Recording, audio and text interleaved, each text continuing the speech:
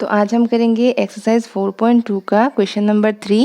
Find values of k if area of a triangle is 4 square units and vertices are. Number 1 दिया है K0 4 0 0 1। तो सबसे पहले हम नंबर 1 कर लेते हैं। तो देखिए इसमें जो पॉइंट्स दिया हुआ है वो मैं लिख लेती हूँ K0 4 0 एंड 0 2। ठीक है, तो ये हम लोग का पॉइंट्स दिया हुआ है। तो अभी अब देखो यहाँ पे मैं एक ट्राइंगल ड्रॉ कर लेती हूँ। ठीक है, सपोज़ ये एक पॉइंट है, सपोज़ ये हम लोग का K0 है, ठीक है ना। फिर ये B पॉइंट है जो कि है 4 0 एंड C पॉइंट है 0 2। ठीक है, ये हम लोगों को दिया हुआ है। और क्या दिया हुआ है कि area of the triangle is 4 square units, और हमें वैल्यू निकालना है K का। ये जो K है ना, इसका वैल्यू निकालना है, और वर्टाइसेस दिया हुआ है। तो एरिया तो दिया हुआ है, तो हमें क्या पता है, एरिया ऑफ ए ट्राइंगल क्या होता है, half into x1 y1 x2 y2 x3 y3, है ना, 1 1 1। तो यहाँ पे हम किसी भी पॉइंट को x1 y1 ले सकते हैं। सपोज मैंने इसको x1 y1 ले लिया, इसको x2 y2 ले लिया, इसको x3 y3 ले लिया। तो आप देखो हम लोग का क्या दिया हुआ है, ये जो एरिया ऑफ द ट्राइंगल दिया हुआ है 4 स्क्वायर यूनिट। तो जब एरिया दिया हुआ होता है तब हम इसको प्लस माइनस लेते हैं। ठीक है, ये हमने पहले वीडियो में डिस्कस किया हुआ है कि जब एरिया ऑफ ए ट्राइंगल दिया हुआ होगा तो हम इसका पॉजिटिव एंड नेगेटिव वैल्यू दोनों ले सकते हैं। तो ये इक्वल्स टू हो जाएगा हाफ। अब यहाँ पे वैल्यूज पुट कर लेते हैं। ये हो जाएगा K0 1, ये हो जाएगा 4 0 1, और यहाँ पे हो जाएगा 0 2 1। ठीक है, तो अभी एक चीज़ देखो, अब यहाँ पे जब भी ऐसे होता है ना कि डिटर्मिनेंट में 0 होता है, तो मैं पहले भी आपको बोल चुकी हूँ कि हम उसी रो या उसी कॉलम को लेंगे जिसमें ज़्यादा 0 हो, तब कैलकुलेशन आसान हो जाता है। जैसे कि यहाँ पे कॉलम 2 में 0 2 है, तो वो वाला 0 वाला टर्म तो एलिमिनेट हो जाएगा। तो मैं ये कॉलम 2 वाला लेके ही करूँगी, क्योंकि किसी भी रो या फिर किसी भी कॉलम को लेकर आप जब डिटर्मिनेंट निकालते हो तो आंसर सेम आता है। तो मैं कैलकुलेशन को इजी बनाने के लिए ये कॉलम 2 को लेके करूँगी। ठीक है, तो कॉलम 2 में ये 0 0 टर्म तो 0 हो जाएगा। सब 2 के लिए करते हैं, 2 के लिए करेंगे तो सबसे पहले -1 का पावर क्या होगा, ये थर्ड रो में है। कौन से वाले रो में है, थर्ड रो में, तो 3, और सेकेंड कॉलम में है तो +2 इंटू 2। ठीक है, अभी इस वाले रो और इस वाले कॉलम को हटाओ और जो रह गया उसको लिखो K1 4 1 K1 4 1। ठीक है ना, अभी हम लोग का आंसर आ जाएगा ये +-4 इक्वल्स टू हाफ इंटू, ये देखो यहाँ पे क्या है, -1 का पावर ऑड है, 3 + 2 = 5, तो ये ऑड हो गया, तो -1 हो जाएगा, -1 इंटू 2 = -2। यहाँ पे क्या हो जाएगा, K इंटू 1 K, -4 इंटू 1 4। अब ये देखो ये 2 और 2 का मल्टीप्लाई है ना, तो 2 2 cancel. This implies +-4 equals to क्या हो जाएगा, -K -4। अभी आप देखो यहाँ पे +-4 है ना, तो हम 2 केस ले लेते हैं। एक केस 1 में क्या होगा, हम +4 लेंगे, +4 इक्वल्स टू -K +4। ठीक है, और केस 2 में हम क्या लेंगे, -4 इक्वल्स टू -K +4। ठीक है, तो ये हिसाब से क्या हो जाएगा कि -4, ये 4 इधर आएगा तो -4 equals to -K। That implies -8 equals to -K। तो minus cancel out, K equals to 8। और यहाँ पे आप देखो 4 है, यहाँ पे ये 4 इधर आएगा तो -4 equals to -K। That means 0 equals to -K। इसका मतलब K इक्वल्स टू 0। तो K का वैल्यू हम लोग को क्या मिला, एक मिला 0, एक मिला 8। तो हम लोग का K का वैल्यू क्या आया, K इक्वल्स टू 0 और 8। तो क्वेश्चन नंबर 1 का 1 जो है इसका आंसर है K इक्वल्स टू 0 8। अभी हम करेंगे नंबर 2। अब देखो नंबर 2 में मैं एक ट्राइंगल ड्रॉ कर लेती हूँ। सपोज़ ये हम लोग का पॉइंट A है जिसका कोऑर्डिनेट है -2 0, B एक पॉइंट है जो 0 4, एंड C एक पॉइंट है जो है हम लोगों का 0 K। तो एरिया ऑफ ट्राइंगल क्या होता है, एरिया ऑफ ट्राइंगल होता है half into x1 y1 x2 y2 x3 y3। यहाँ पे 1 1 1 आ जाएगा। ठीक है ना, तो आप देखो जैसे कि हम लोग का एरिया ऑफ द ट्राइंगल दिया हुआ है 4 स्क्वायर यूनिट, तो हम +-4 लेंगे इक्वल्स टू हाफ। देखो किसी को भी हम x1 y1 ले सकते हैं, तो इसको x1 y1 ले लिया, इसको x2 y2 ले लिया, इसको x3 y3 ले लिया। तो x1 y1 का वैल्यू क्या होगा -2 0, x2 y2 क्या है 0 4 एंड x3 y3 है 0 एंड k, यहाँ पे 1 1 1। तो equals to +-4 equals to half into, देखो अगर मैंने फर्स्ट वाले कॉलम को लेके डिटर्मिनेंट्स को निकाला तो क्या होगा, सबसे पहले देखो ये इस -2 के लिए क्या होगा -1 का power first row first column 1 + 1, ठीक है, इंटू -2, इस रो और इस कॉलम को हटाओ क्या रह जाएगा 4 1 k 1 4 1 k 1, ठीक है ना। अभी देखो यहाँ पे क्या हो जाएगा +-4 इक्वल्स टू हाफ इंटू -1 का पावर क्या हो गया इवन हो गया, तो इवन हो गया तो ये -1 हो जाएगा +1 और यहाँ पे रहेगा -2 इंटू ये क्या होगा 4 - k। अभी देखो 2 2 कैंसिल आउट, ठीक है, इक्वल्स टू +-4 इक्वल्स टू यहाँ पे क्या रह जाता है -1 -4 माइनस प्लस k। अब यहाँ पे भी हम लोग का दो केस होगा, केस वन में क्या होगा +4 लेते हैं, +4 इक्वल्स टू -4 + k, तो यहाँ पे 4 और ये 4 इधर आएगा तो +4 equals to k, that means k equals to 4 + 4 is 8। Again और एक केस होगा हम लोग का जहाँ पे -4 लेंगे, ये -4 लिया तो -4 इक्वल्स टू -4 प्लस k, तो ये -4 ये इधर आएगा तो +4 इक्वल्स टू k, तो k क्या हो जाएगा -4 + 4 is 0, therefore k equals to 0 8। तो क्वेश्चन नंबर 2 भी हम लोग का क्या आंसर आया 0 8, और क्वेश्चन नंबर 1 का भी आंसर आया था 0 8, ठीक है। तो यहाँ पे हम लोग का क्वेश्चन नंबर 3 कंप्लीट हो जाता है। अभी नेक्स्ट करेंगे क्वेश्चन नंबर 4। तो क्वेश्चन नंबर 4 बोला है 1 find the equation of line joining 1 2 and 3 6 using determinants, ठीक है। तो सबसे पहले हम क्वेश्चन नंबर 1 कर लेते हैं। तो देखो एक पॉइंट है यहाँ पे 1 2, सपोज ये ए पॉइंट है हम लोग का, और एक और पॉइंट है यहाँ पे बी जिसका कोऑर्डिनेट है 3 6। तो बोला है find the equation of the line joining this two points using determinants. तो मैं कोई भी एक पॉइंट पी यहाँ पे एक्स वाई ले लेती हूँ, ठीक है। तो एक्स वाई अगर जब मैं पॉइंट यहाँ पे लूँगी तो let P x Y be any point on A B line में मैंने कोई भी एक पॉइंट P ले लिया, ठीक है। अभी ये तो अंडरस्टूड है ना कि ये कॉलिनियर पॉइंट्स है ए पी वी, तो area of the triangle A B P क्या हो जाएगा area of triangle A P B क्या हो जाएगा 0 हो जाएगा। क्यों? क्योंकि कॉलिनियर पॉइंट्स है।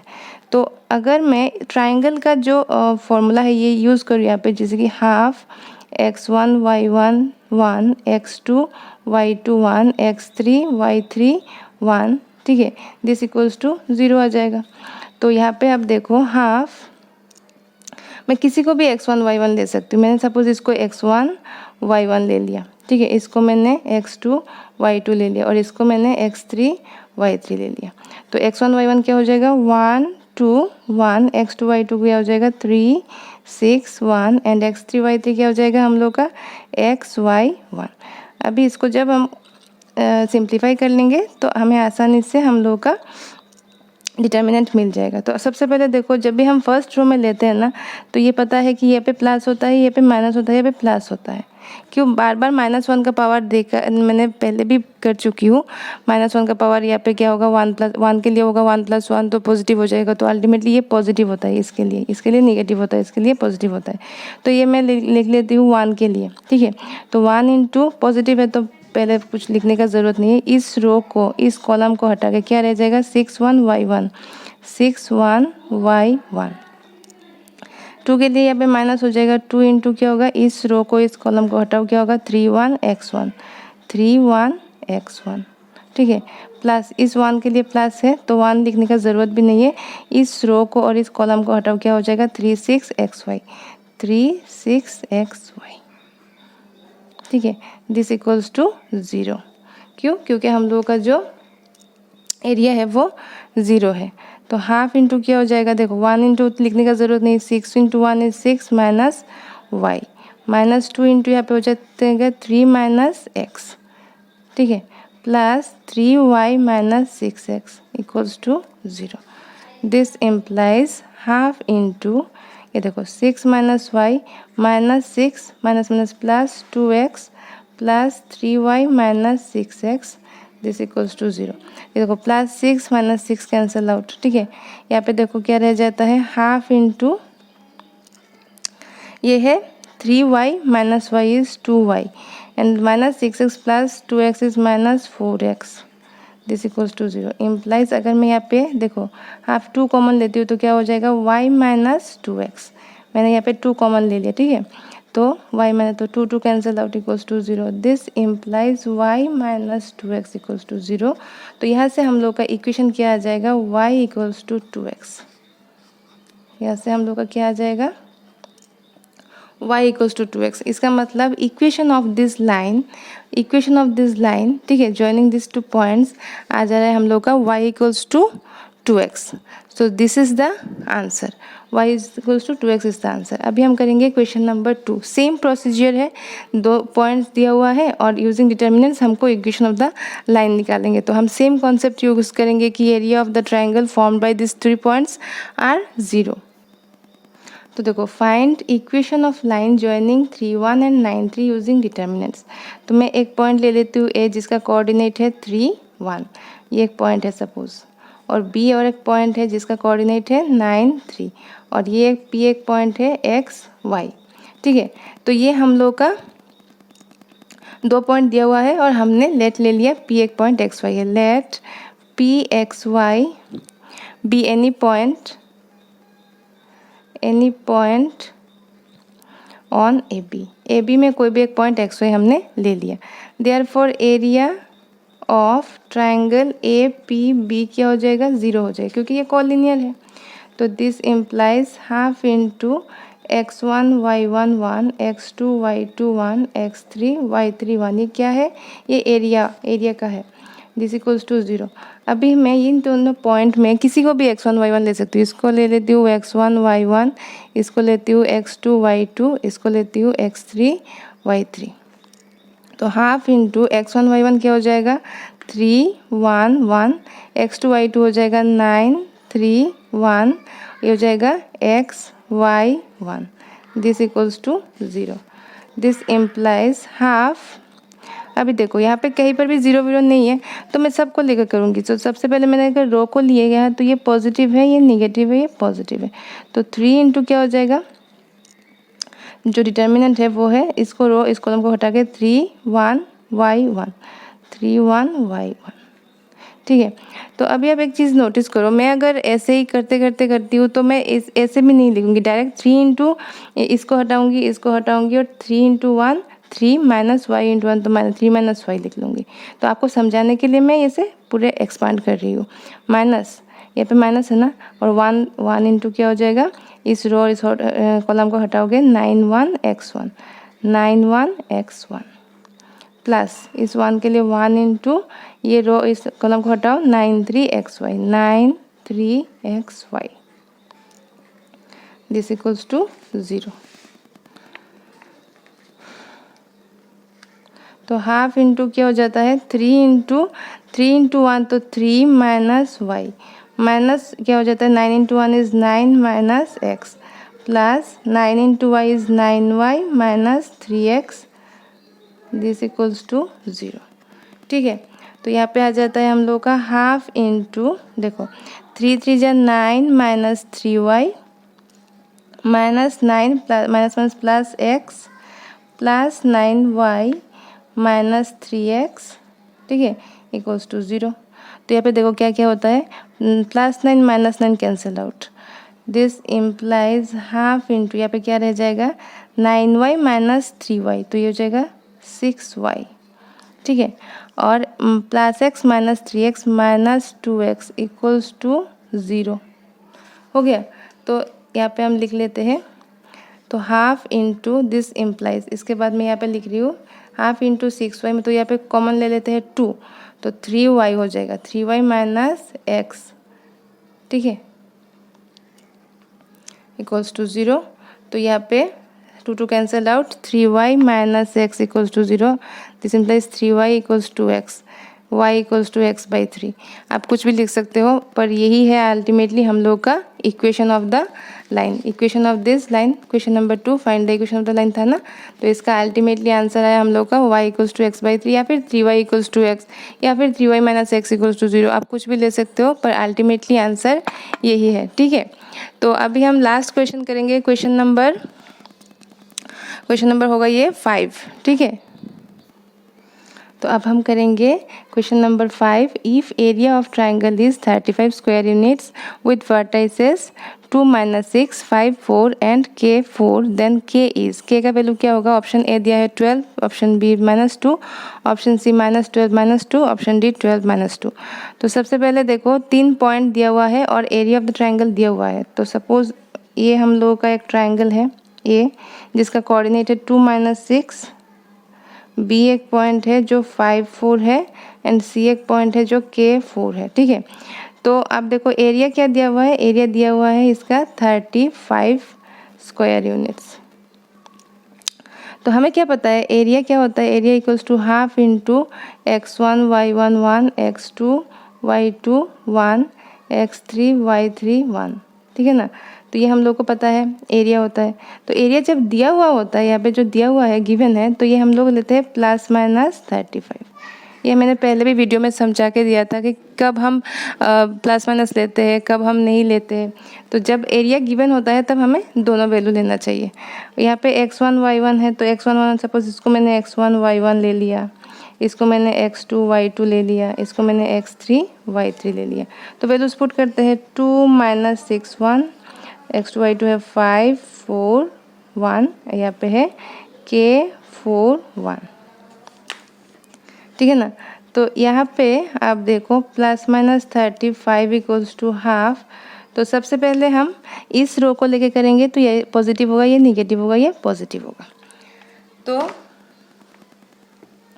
2 ले लेते हैं, 2 ले लेते हैं। जब 2 लेंगे इस रो इस कॉलम को हटाएंगे 4 1 4 1, तो ये है 4 1 4 1 माइनस -6 इंटू क्या होगा? इस रो इस कॉलम को हटाओ 5 1 k 1 5 1 k 1 प्लस ये 1 को लिए क्या होगा? ये रो इस कॉलम को हटाओ 5 4 k 4 5 4 k 4 equals to ±35 equals to half into, ये देखो 2 इंटू क्या हो जाता है? 4 into 1 is 4 -4 minus minus plus 6 क्या होता है? 5 k प्लस 20 -4k। तो ये हम लोग का आ गया equals to ±35 equals to half into, देखो यहाँ पे 4 - 4 0 0 इंटू 2 इज़ 0, तो ये पे 0 लिखने का ज़रूरत ही नहीं है। 6 into 5 is 30 -6k plus 20 -4k। ठीक है, तो equals to ±35 equals to half into, यहाँ पे क्या रह जाएगा? -10k और यहाँ पे रह जाएगा 50। ठीक है ना, तो अभी अगर मैं लिखूँ ±35 इक्वल्स टू क्या होगा? यहाँ पे हाफ इंटू 2 कॉमन लिया तो 25 - 5k। ठीक है ना, यहाँ पे 2 into 25 is 50 and 2 into 5 is 10, 2 2 cancel out. तो अभी देखो दो पॉसिबिलिटीज़ हो जाता है। दो पॉसिबिलिटीज़ ये है कि अगर मैंने केस 1 में लिया यहाँ पे +35, यहाँ पे प्लस माइनस है ना 35, तो +35 लिया तो क्या हो जाएगा? 35 इक्वल्स टू हो जाएगा 25 - 5k, है कि नहीं? तो यहाँ पे आ जाएगा 35 - 25 equals to -5k। This implies क्या होगा? 10 इक्वल्स टू -5k।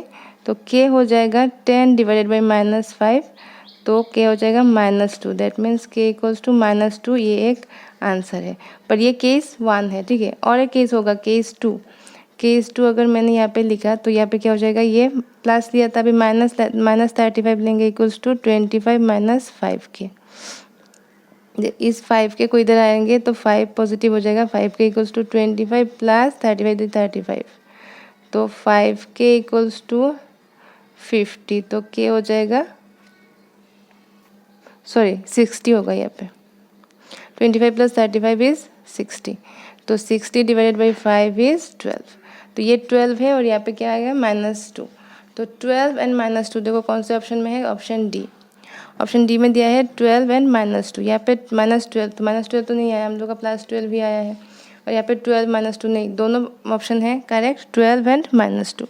ठीक है, तो ये हम लोग का आंसर आ गया क्वेश्चन नंबर 5 का। तो एक्सरसाइज 4.2 यहाँ पे ख़त्म होता है। नेक्स्ट हम स्टार्ट करेंगे डिटर्मिनेंट्स में जो है हम लोग का सपोज कोफैक्टर्स एंड माइनर्स, ये सब हम डिस्कस करेंगे। उसके लिए मैं एक इंट्रोडक्शन वीडियो बनाऊंगी जिसमें समझा के दूंगी कि क्या होता है माइनर्स, क्या होता है कोफैक्टर्स।